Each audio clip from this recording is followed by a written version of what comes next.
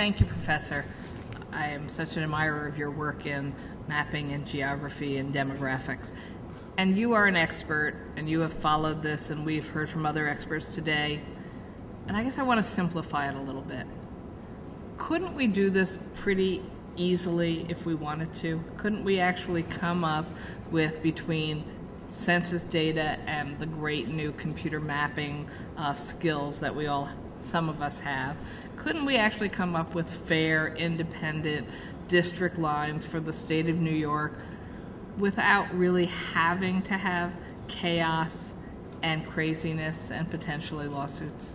Yeah, I think you could. There are some issues with the New York State Constitution. There's the block on border, town on border rule that Jerry Benjamin at New Paltz Stakes actually gives redistricting a Republican bias, because you can't split towns, but you can split towns under circuit districts, but you basically aren't supposed to. Whereas in the city, you have to make them exactly even in each city. But I think you're right. I mean, the real issue is the politics, because it's very plain. These are like marginal things. I think Hakeem Jeffries probably understands what small moves could do better than anyone sitting at the table.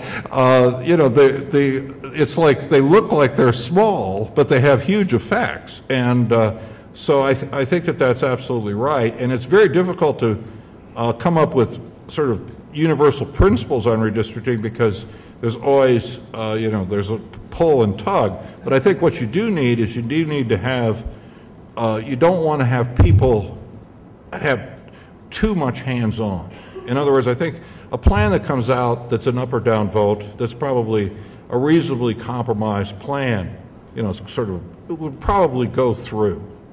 And I think that's all you could get now, because there's no way to get a constitutional amendment.